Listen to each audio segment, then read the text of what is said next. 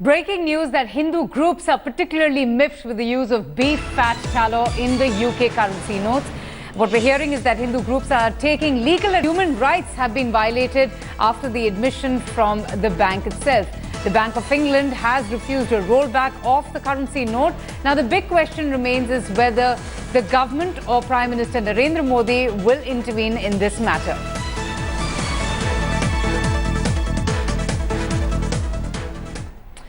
So after initially feigning ignorance, the Bank of England has finally admitted that they in fact were animal-derived products in the 5 and 10 pound currency notes. Prominent Hindu groups in England have been campaigning against the use of these notes. Tallow, in fact, which is the product in question, gives a smooth finish to most of the currency notes, but the UK's apex banking body is sticking to their stand. In fact, they are saying that it's because of security and time constraints that the bank has said it has already spent £46 million in printing the new 5 pound polymer note. The bank also claims that replacement of these notes will inflate the cost of printing each note, and destruction of old notes would mean pumping in an additional £50,000. But Hindu groups are not willing to give up their fight just as yet and are also likely to seek legal recourse. Tell me, what was the outcome of the meeting? Outcome was, after the meeting, we had a very good meeting, very cordial meeting with the Bank of England people, and the issues which we already raised by the vegan society and Gurdwara people and other temples and the Jain community also. So they know what is the they knew what the issue was. So if we can say, first thing they said, we can't take it 5 and 10 back. 10 is not in the circulation, but it will come in the circulation soon, in September 2017. Second thing they said, they are looking for an alternative for this, for the 20 pound note, which is coming later in 2020 or something like that. Is a Bank of England website is saying 2020 is coming out. So they will look for an alternative for this. Thus, they will do the consultation with each and every one.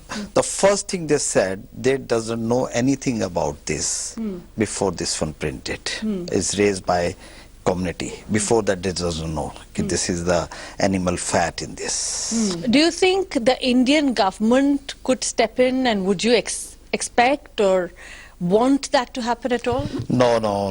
We don't want the government involvement in this. Hindu community is capable here to deal with their issues locally here. The solution from the Bank of England only came out on the 15th, and we have been taking legal advice with regard to the human rights dimension of this, because we're fairly comfortable that the human rights dimension is actually perfectly valid, and that we are suffering as a result of a loss of a human right. We will be in touch with the Bank of England with our findings on the legal front, and then we will decide on what to do next. In regard to pursuing a legal action, as I say, at this moment in time, we have instructed lawyers, and they are trying to get complete clarity on exactly what the legal position is. Assuming that the outcome of their deliberations are supportive of it, then we will share the outcome of their deliberations with the Bank of England and take the appropriate decision depending upon their response. I'm going to go straight across now to my colleague Divina Gupta, who's joining us live. Divina, this is an exceptionally sensitive matter. The admission by the bank has sparked outrage with, the demands being made by the Hindu groups and vegetarians to replace the notes. But can that happen? Well, first of all, Abantika, let's take our viewers through what exactly is the controversy. Where is the pinching point for the Hindu groups in the United Kingdom? Now, it is the 5 pound note which was introduced in September last year. It's a first plastic note or a polymer note to be introduced in the country. It was introduced on a trial basis, and after that it was found that there's a trace of tallow, which is the beef fat which has been found in these notes. It's cost the bank around £46 million to print it. That means that the tallow which is present in these notes, if it needs to be replaced, will be significant cost for the Bank of England, which it has released in a statement, and it has claimed that it has anti-slip grip. And that's when, if you take these notes and if you feel these note. It's an anti-slip grip property because of which the tallow is used. It's also UK set to print the 10-pound polymer note with the same ingredient because they have already printed significant capacity of these notes. They will be releasing it in September. So going ahead with that, they've said the replacement is costly and they cannot roll back this decision. Now let me take you through the statement of the Bank of England that we've been able to access, which says producing banknotes is complicated. Variety of processes are required to manufacture and secure the highest quality.